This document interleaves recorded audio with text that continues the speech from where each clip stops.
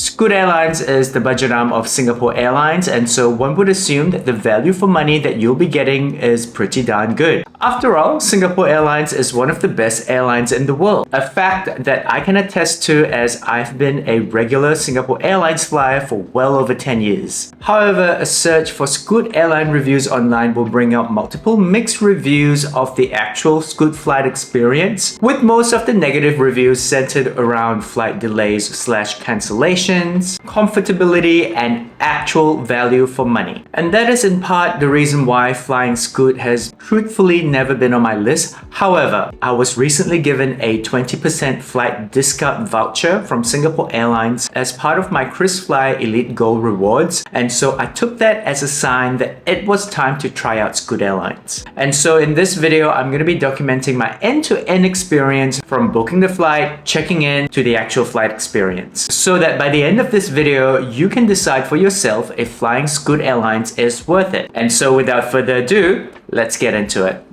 Let's first talk about booking the flight, what's included, what's not included, and if it's actually a good value for money airline to go with. So I booked the Scoot flight from Singapore to Tokyo via their website. As to be expected with any budget flights, nothing is included apart from a 10-kilo cabin baggage. I did add a 20-kilo check-in luggage allowance as it was winter when I was going, which means that there's no way I would have survived with a 10-kilo cabin luggage allowance. Also, FYI, if you're a KrisFly Gold member, you will also get an extra 5 kilos of free luggage allowance in addition to whatever luggage allowance you purchase. So in my instance, I ended up getting 25 kilos of luggage allowance both ways. In terms of costs, it is looking pretty good. It is a 6-hour flight on a Boeing 787 from Changi International to Narita International. Cost me around 600 Singapore dollars or about 460 US, which to me is a pretty darn good deal, as I easily would be paying twice that if I was flying Singapore Airlines. But also, as I'm researching and editing for this video, I'm finding that the actual value for money portion is highly dependent on when you're flying. Allow me to illustrate this with an example. Let's say I'm booking a return flight from Singapore to Tokyo from the 17th to the 24th of June. As you can see here, the total before any add-ons is 546.67 cents Sing dollars. Also, the add-ons for Scoot are very expensive and can add up. For example, I was initially going to upgrade to a front row seat but found out that they were $55 each way, so I thought, never mind. I also paid $96 for my 20-kilo luggage allowance both ways, and that's not even including potential in-flight add-ons like food and drinks, something that we'll get into shortly. Whereas for the very same dates for Singapore Airlines, that by the way already comes with a 25-kilo luggage allowance, is $822.80 Sing dollars. And so when you factor in the fact that the Singapore Airlines ticket includes an in-flight meal, in-flight entertainment, and a 25-kilo luggage allowance, is it really that much of a savings? I'm not so convinced. Not to mention that the flight times for Scoot Airlines absolutely suck. I am catching an overnight flight from Singapore to Tokyo, departing from Singapore at 10:30 p.m. and arriving at Narita at 6:15 a.m. And as you can see here, all the Scoot flights departing from Singapore to Tokyo are overnight flights. Not ideal given the seat situation, something we're gonna get into shortly. Honestly, I had so many second thoughts by this stage, but I was committed to making this video, so I bought the ticket. So next up,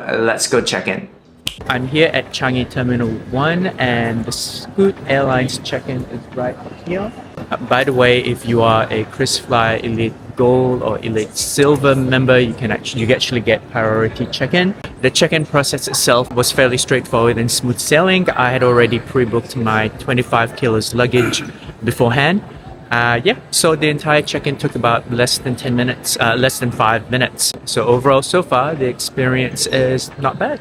But I did purposefully check in online to make sure that I got an aisle seat. I don't care what anybody says, but when I'm flying economy or budget, I think that the aisle seat always trumps the window seat. And also those who fly from Changi a lot, just an FYI that Scoot also flies out from Terminal 1, which is quite rare. I honestly cannot remember the last time I flew out of Terminal 1. Also, if you're a KrisFlyer Gold or Silver member, bad news, there is no KrisFlyer Lounge at Terminal 1. Not to mention that there's not as much to do at this terminal in comparison to the other ones, which are not make or breaks in terms of the overall flight experience. However, they're just things to keep in mind. But before we board, let's first get you ready for the flight. It is not my first time flying budget, as you may have seen from my previous video of AirAsia. So I am well prepared for it. I've got my jacket, I brought along some snacks and some water.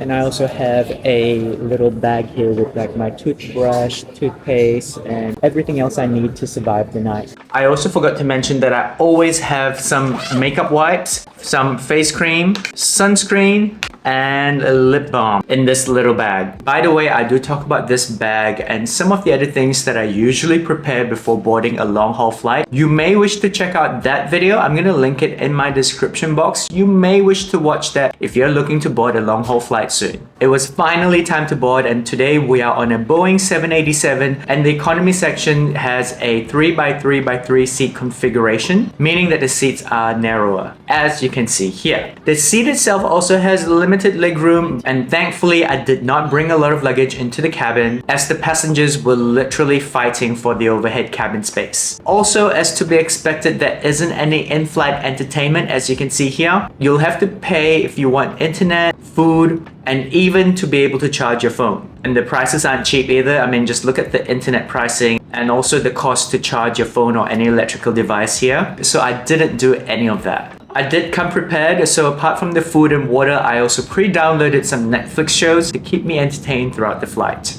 I will say that the cabin itself is a lot newer compared to the only other budget airlines I've been on, which is AirAsia. But these seats were some of the most uncomfortable seats I have ever been on. Like, my bum was literally hurting throughout the flight that I had to periodically stand up and walk around the cabin just so I could have a bit of relief from not actually sitting. Again, the only base of comparison I have for this is AirAsia. And in the long haul flights that I have been on, they have been using all aircrafts that they have purchased from Singapore Airlines and Philippine Airlines, which mean that whilst the aircraft itself is pretty old, the seats were actually much more comfortable than these ones on Scoot Airlines. Nonetheless, I did my best to survive the night, and basically after an entire night of no sleep, I arrived in Tokyo.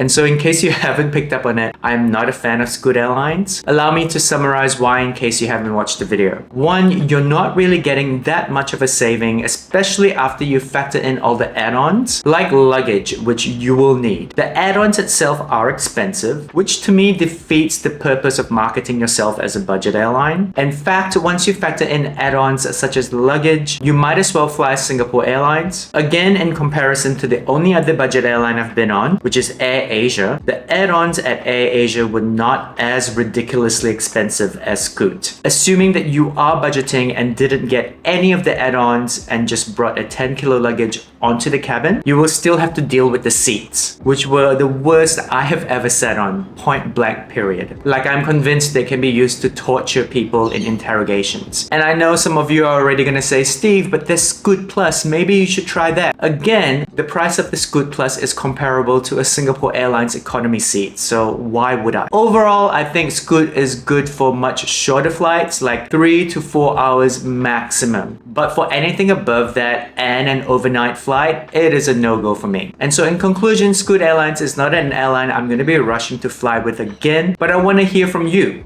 Have you flown Scoot Airlines, and what do you think? Let me know in the comment section. I've also previously flown with another budget airline, AirAsia. If you want to know my flight experience and thoughts on that airline, I'm going to link my AirAsia flight review experience at the end of this video so that you can go ahead and watch that next. Don't forget to like, comment, subscribe, share if you found value in this video, as it really does help at appeasing those YouTube algorithm gods, but much more importantly, it makes my day as a content creator. And if you got to this point of the video, I want to thank you so much for watching. It really does mean everything. As always, I do hope that you have a fantastic day ahead, or that you've already had a good day. I will see you very soon in the next video. Ciao!